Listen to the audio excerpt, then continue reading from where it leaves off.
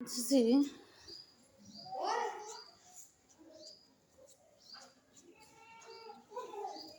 फ्रांसीसी क्रांति और राष्ट्रीय का विचार। इसमें हम कुछ पिक्स में नजर डालते हैं। ये किला था उस टाइम का, और ये किले के बाद जब वहाँ की अर्थव्यवस्था डाउन हुई तब की है।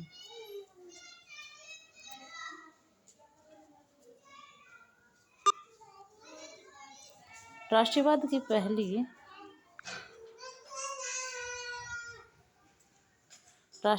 पहली स्पष्ट अभिव्यक्ति 1789 में फ्रांसीसी क्रांति के साथ हुई। जैसा कि आपको याद होगा, 1789 में फ्रांस एक ऐसा राज्य था जिसके संपूर्ण भूभाग पर एक निरंकुश राजा का आधिपत्य था। फ्रांसीसी क्रांति से जो राजनीति और वह संवैधानिक बदलाव हुए, उनमें प्रभुसत्ता राजतंत्र से निकलकर फ्रांसीसी नागरिकों के समूह में हस्तांतरित हो गई। क्रांति ने घोषणा की कि अब लोगों द्वारा राष्ट्र का गठन होगा और वे ही उनके नियमों तथा तय करेंगे। प्रारंभ से ही फ्रांसीसी क्रांतियों ने ऐसे अनेक कदम उठाए जिनमें फ्रांसीसी लोगों में एक समूह पहचान की भावना पैदा हो सकती थी। पितृभूमि और नागरिक जैसे विचारों ने एक संयुक्त समुदाय के विचार पर बल दिया, जिसे एक संविधान के अंतर्गत समान अधिकार प्राप्त थे। अतः एक नया फ्रांसीसी झंडा तिरंगा चुना गया, जिसने पहले के राज्य ध्वज की जगह ले ली।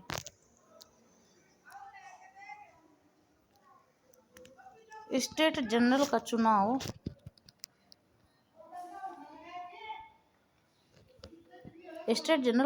सक्रिय नागरिकों के समूह द्वारा किया जाने लगा और उसका नाम बदलकर नेशनल असेंबली कर दिया गया। नई स्तुतियाँ रची गई, शपथें ली गई, शहीदों का गुणगान हुआ और यह सब राष्ट्र के नाम पर हुआ। एक केंद्रीय प्रशासनिक व्यवस्था लागू की गई, जिसने अपने भूभाग में रहने वाले सभी नागरिकों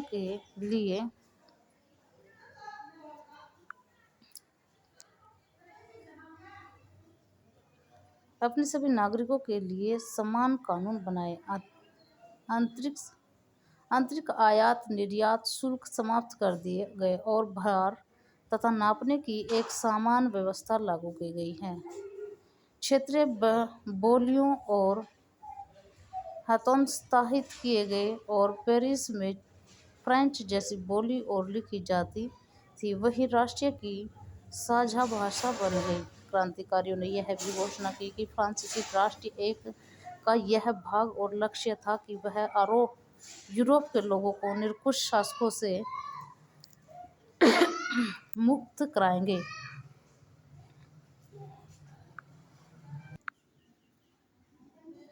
दूसरे शब्दों में, फ्रांस यूरोप के अन्य लोगों को राष्ट्रों में गठित होने में मदद देगा। जब फ्रांस की घटनाओं की खबर यूरोप के विभिन्न शहरों में पहुंची, तो छात्र तथा शिक्षित मध्य वर्गों के अन्य सदस्य जैकोबिन क्लबों की स्थापना करने लगे। उनकी गतिविधियां और अभियानों ने उन फ्रेंच सेनाओं के लिए रास्ता तैयार किया जो 1790 के दशक में हॉलैंड, बेल्जियम, स्विट्जरलैंड और इटली के बड़े इलाके में घुसी। क्रांतिकारी युद्धों के रूप में होने के साथ ही फ्रांसीसी सेनाएं राष्ट्रवाद के विचार को विदेशों में ले जाने लगी। नेपोलियन के नियंत्रण में जो विशाल क्षेत्र आया, वह उसके ऐसे अनेक सुधारों की शुरुआत की जिन्हें फ्रांस में पहले ही आरंभ कर चुका था। फ्रांस में राजतंत्र वापस लाकर नेपोलियन ने निस्संदेह वहाँ प्रजातंत्र को नष्ट कर दिया।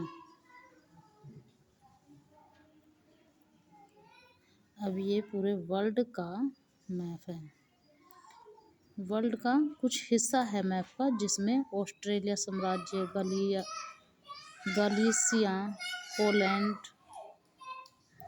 Great Britain, Wales, England, Ireland, Scotland, Norway, Sweden, रूस साम्राज्य, स्पेन, मोरक्को, अल्जीरिया, भूमध्य सागर, क्रेते, यूनान,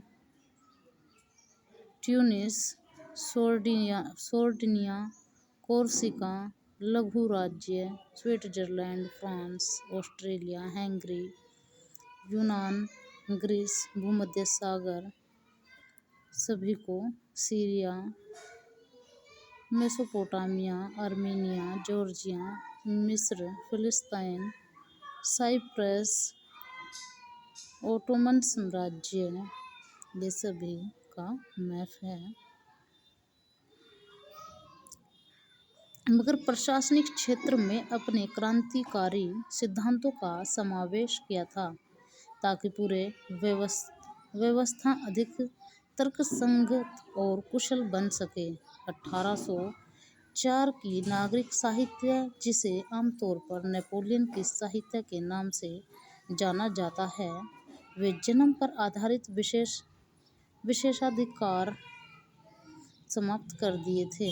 उसने कानून के समक्ष बराबरी और संपत्ति के अधिकार को सुरक्षित बनाया। इस साहित्य को फ्रांसीसी नियंत्रण के अधीन क्षेत्रों में भी लागू किया गया। डच गणतंत्र, स्विट्जरलैंड, इटली और जर्मन ने नेपोलियन ने प्रशासनिक विभाजनों को सरल बनाया,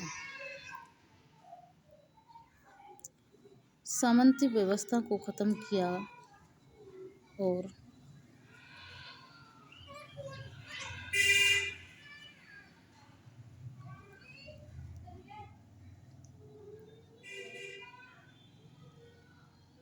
इटली और जर्मन नेपोलियन ने प्रशासनिक विभाजनों में सरल बनाए और सामंती व्यवस्था को खत्म कर किया और किसानों को भू दास्तों को और जागीरदारी शुल्कों से मुक्ति दिलाई। शहरों में भी कारीगरों के श्रेणीय संघों के नियंत्रणों को हटा दिया गया। यातायात और संचार व्यवस्थाओं को सुधारा गया। किसानों, कारीगरों, मजदूरों और नए उद्योगपतियों ने नई मिली आज़ादी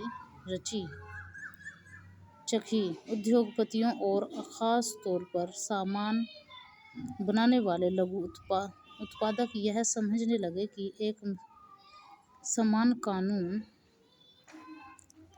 मानक भर तथा नाम और एक राष्ट्रीय मुद्रा से एक इलाके से दूसरे इलाके में वस्तुओं और पूंजी की आवागमन में सहूलियत होगी।